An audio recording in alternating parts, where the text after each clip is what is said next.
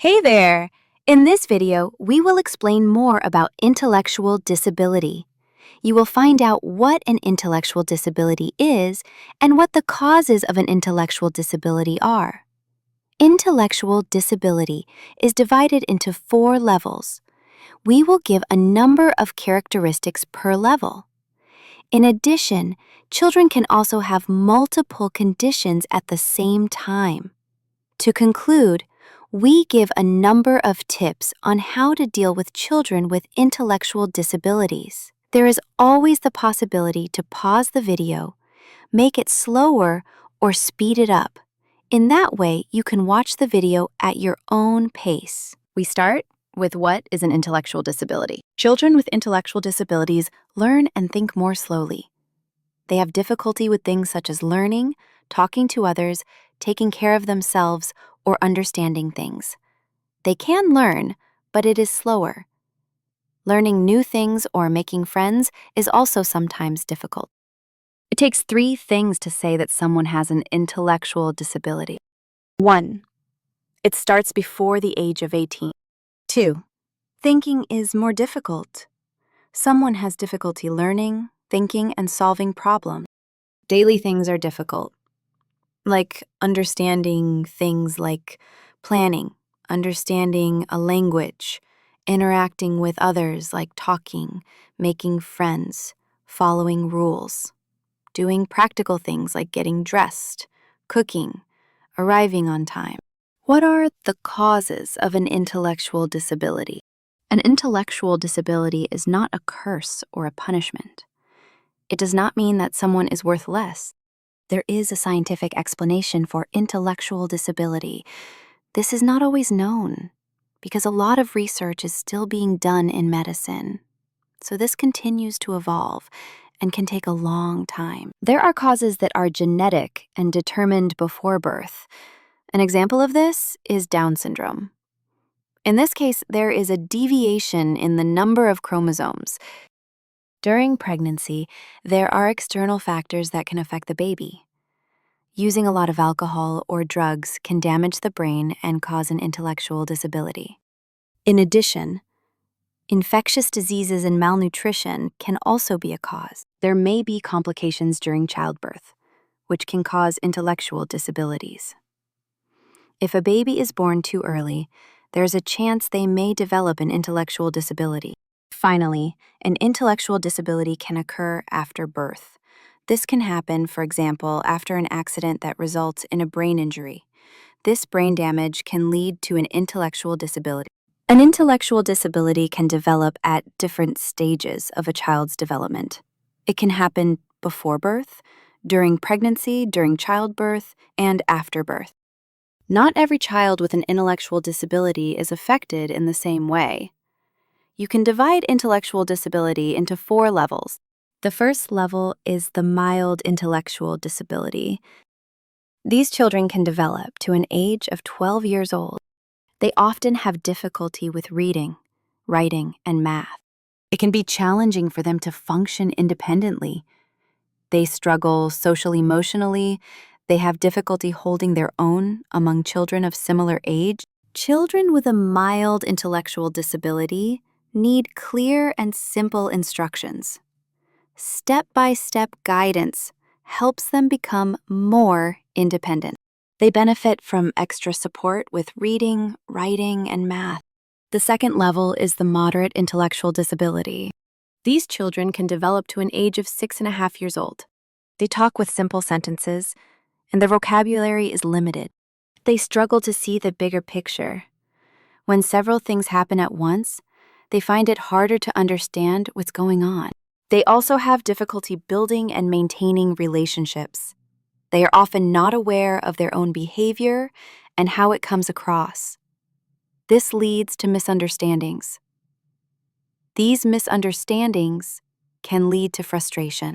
Children with moderate intellectual disabilities often need help with daily activities such as dressing, washing, or eating. They need clear structure in their lives to create a sense of predictability and security. They can learn many things, but they need support. They learn best when things are explained step by step.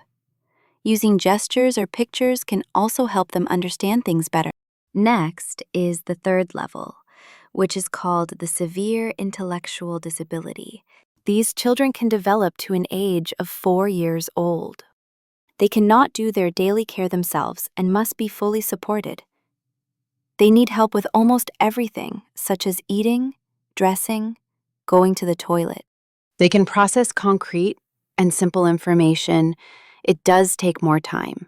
They can learn simple actions, such as holding an object. Give them time to process information and focus on simple hands-on tasks, using repetition and encouragement to teach basic skills. Their language is limited. Sometimes they don't speak at all. They communicate through sounds to make themselves clear. It is important to use simple language, gestures, and icons to communicate with them. Contact with others is difficult. Be patient and gentle. Finally, the fourth level is the profound intellectual disability. These children can develop to an age of 2 years old.